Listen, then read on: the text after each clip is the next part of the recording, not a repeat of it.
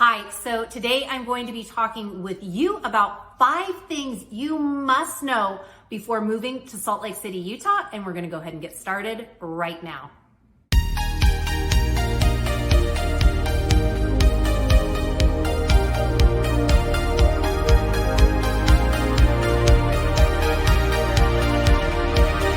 Mariah Koehle here. Welcome back to the channel. This channel is literally everything you need to know about eating, sleeping, living, playing, and working in the Salt Lake City, Utah area. If you want to know more about that information, consider subscribing down below so you don't miss a thing. We hear from people like you all the time who are relocating or looking to make a move, and we absolutely love it. Feel free to give us a call, shoot us a text, or send us an email, and we'd love to help you in that process. Okay, let's go ahead and get started. Today, we are going to be talking about 5 things that I personally think that you should know about before moving to the beehive state of Utah. All right, so number 1 is if you are moving here to the beehive state, you must know that there is a large population of members of the Church of Jesus Christ of Latter-day Saints. So with that being said, there are certain cultural things that you must know going into it before you move here. Otherwise, you might think it's a big surprise, right? There's going to be different things. One of those things is definitely going to be because of that spiritual demographic that is here. You're going to note there's about 60% of the population here in the Salt Lake City, Utah area that are members of the Church of Jesus Christ of Latter-day Saints. If you go more down to southern Utah, you're going to notice that's going to be even higher, right around 80% members of the church as well. And one of the things that you definitely want to keep in mind with that is the Church of Jesus Christ Latter-day Saints, there's a lingo, right? You're going to have, if you are not of that faith or if you are of that faith, if you are of the faith, that you're going to probably understand the lingo, the wording, right? But if you're not, somebody asks you like, oh, hey, so what ward are you in? Or what state are you in? You might look at him and say like, what? I have no idea what you're talking about, right? But you will hear those different type of things. You will hear, oh, I'm going on a youth activity, or, oh, I have, activity days, or my ministering companion. You will definitely hear these different things. So don't be surprised. And if somebody asks you, I'm sure they are, very genuine and wanting to help and wanting to, they're just curious. And if you are not, you can just obviously say, hey, no, I'm not of your faith, but I would love to learn more. No, actually, I don't want to learn anymore, but I'm glad we can have this camaraderie. But with that being said, in the you'll see it more in like Utah County, not as much in Salt Lake City, but you definitely will see it in Salt Lake City, and you will see it in a lot of the surrounding areas of Salt Lake City, is that Sunday for the members of Church Jesus Christ of Latter-day Saints, Sunday is their day of worship. So they will go to church on Sunday, and because of that, most of the state does not have, like, for example, youth activities. Very rarely will you see soccer tournaments being played on Sunday. Very rarely will you see soccer games or tennis matches or, different things like that for the youth. Adults, more, yes, but for the youth, you will see many, many, many fewer activities that are offered on Saturday. And most of those activities will be offered on Friday, Saturday, and then the rest of the week. So for example, soccer tournaments. I know for my 4 kids, a lot of the times when they have soccer tournaments, those soccer games and soccer tournaments, they will start on a Thursday, and they will do Thursday, Friday, and Saturday play, no Sunday play. Same thing goes for dance competitions. 2 of my girls, 2 girls are in dance. And so those competitions are not on Sunday in the Salt Lake area. So just something to keep in the back of your mind so that when you come here, don't be surprised if, your children are not, participating in activities on Sunday, because they have kept that more as a day for a family day, which has been awesome for my family. We love having, more time with our family, and I'm not having to run kids around from one sporting event or activity to the next. because it's more designated just as that family day. Along with that Sunday, a lot of times too, you will notice that there will be many restaurants that are closed. There are several grocery stores that are closed on that day. There are other, just businesses that are closed on Sunday. So Monday through Saturday, those places are open, but Sunday, you're going to see a lot of those smaller chains or smaller restaurants. They are going to be closed on Sunday. You're still going to have your Costco that's open. You're still going to have some of those bigger grocery stores and stuff, but a lot of the smaller ones, they are not open on Sunday. So something to keep in the back of your mind of something that you want to know before moving here to Salt Lake City, Utah. All right, number 2. This one was a shocker for me when my family and I moved here. And actually it's kind of funny. When we ended up moving here and I gave my address to a friend of mine, she was like, "Where do you live?" I said, "Oh, I'm on this street and this street." And she goes, "What about just like Stewart Street or, Sheridan Way or," right? So number 2 is definitely going to be the grid system, the numbering of how Utah numbers its streets. So the streets are all numbered they're numbered. So it was based actually in Temple Square where the Salt Lake City, Utah Temple is. And then when you go up certain blocks or down certain blocks, they have them all numbered accordingly. So if you go up one street block from the Salt Lake City, Utah Temple, you would be considered 100 north. If you go south of the temple, it would be considered 100 south. Same thing to the east and the west. It would be you're going, 100 east or 100 west. And so the whole city is, so somebody says like, "Oh, I live at 3400 north and, 300 east," right? Whatever the system is. And so for people that have lived here a while, they're going like, "Oh, I know right where 3400 is. Oh, I know right where Main Street or Center Street or University Avenue, whatever it is."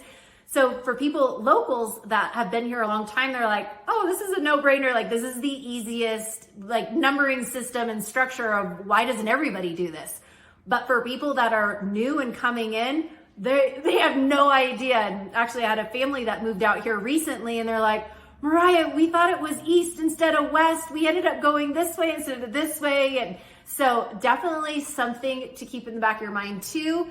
If you're thinking about moving here, there is a grid system. Once you figure out the grid system though, you actually might be like, "Oh, this makes perfect sense. And I kind of love this because now I know if it's north, south, east, or west, where I'm going and what I'm doing." So that's definitely number 2.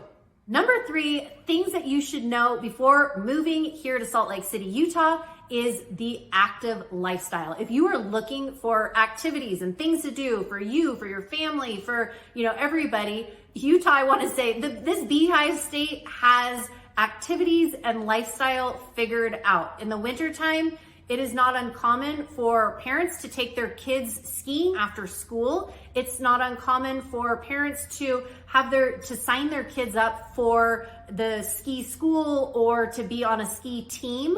And we know lots of our friends have their kids signed up for ski team. And so after school, the bus takes them up to the mountain and they ski for the afternoon and then come on back down. So there's lots of things like that in the wintertime here in Utah.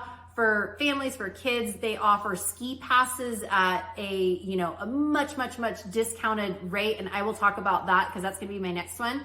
But just that active lifestyle. In the summertime, you see families out camping. It's not uncommon to see people in their RVs. And actually here in Utah, you will see lots of people that have their houses have like the RV storage. So they'll have that extra third car garage that is, for boat storage or for RV storage.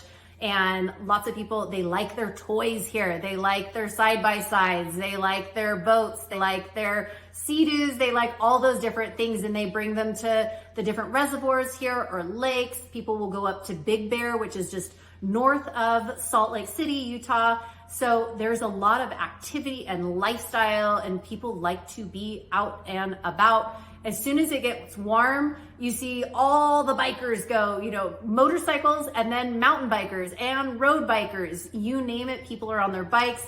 The kids are out in the neighborhoods riding bikes and scootering around. It's amazing. And like I said, so moving right into number 4 of things that you should know about here. And I remember when we first moved here, I remember hearing so much about the ski resorts. And our friends would say, oh, are you going to get a ski pass? Are you getting the Epic? Are you getting the Icon? Are you getting, are you going to just get a membership to Brighton? Or are you going to do Alta? Or are you going to, there's just so many different options that are here in Utah for ski resorts. And obviously you do not have to be a skier to move to Utah at all. And we, a couple of my kids had skied before. My twins hadn't skied before we moved here, and they've picked it up really quickly, and just the different resorts have been so fun.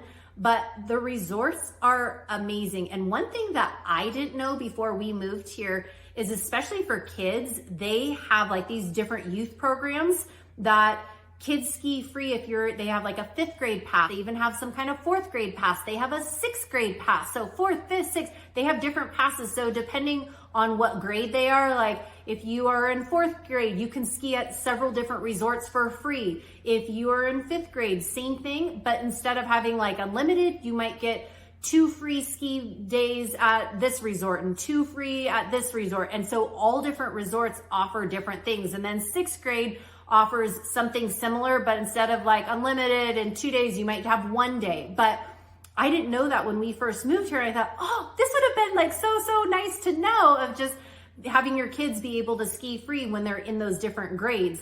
And going along with Kids Ski Free, what they also have out here, because there are so many national parks, and this is going to lead me to my last one, number 5, is things you need to know about Utah.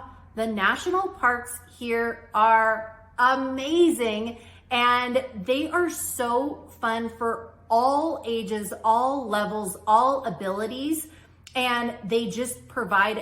So I know when we moved here, one of my kids was in 4th grade, and we got that 4th grade national park pass that is free. It is a free pass, and it will get your entire car into whatever national park it is. And so I remember when my son was in 4th grade, and we went to the first national park. We actually went down to Zion, and he was so excited because he presented the pass to the ranger and said, showed him, we all thanked him. Oh, thanks for getting us into the national park. Like, this is so fun. And so not only, getting into the parks, but they have like the junior ranger program where they'll tell them all about it. You go to visitor center. We even bought our kids like the national park passports, and you can get those at all the different visitor centers. And the kids can go in, they can stamp whatever national park that you went to. You can stamp the passport, and the kids think that's amazing. They're all divided into the different regions and different sections of the national parks.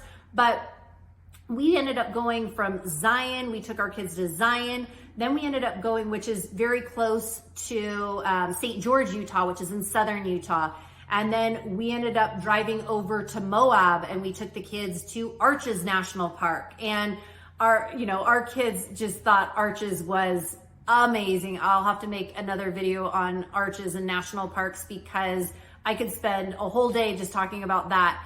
But when we took our family to Arches, at the time we had twins. Well, we still have twins, but our twins at that point were 3 years old. And I remember thinking like, okay, what are our 3-year-olds gonna be able to do here at Arches National Park? And our other kids were a little bit older than that. But we were able to find so many different things just at Arches, where you drive in the entrance, and then from one entrance to get to each hike, of course we started at Balance Rock. And it's a very short hike, very easy, it's paved.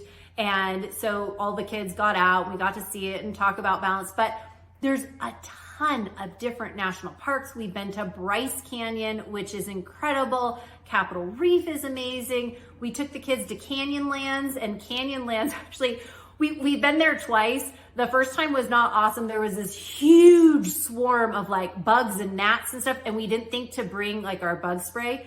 Bring bug spray to national parks just in case. I'm telling you from personal experience, you want that. So our first time at Canyonlands, we didn't bring the bug spray and we had millions of bugs everywhere. The second time we went, there were not any bugs. It was great. You drive right up to certain hikes and look around. But the national parks here in Utah are the most just breathtaking, and each one is so different. And then not only, you know, are you basically 3.5 hours away from a lot of those national parks that are down in southern Utah, but if you drive north, you are about 4 hours away from Yellowstone National Park. You're about same, you know, with the Grand Tetons, same thing there.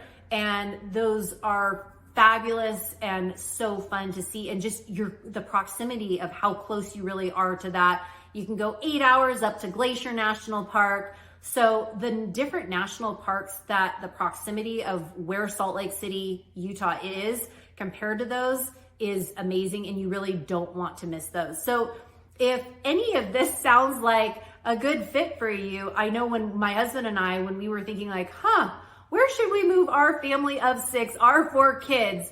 And Utah checked so many boxes. But again, just remember some of these different things. Sundays, don't be surprised if you don't see many people out and about or restaurants closed on a Sunday. By the unique numbering system, that grid system, the lifestyle, you will see lots of that active lifestyle. The ski resorts are incredible all year long here. The summer, they have different things to offer. And then those national parks here in Utah are just something you really don't want to miss. So if you are thinking about making a move, relocating, please feel free to give me a call, shoot me a text, or send me an email. I hear from people like you all the time, and I absolutely love it.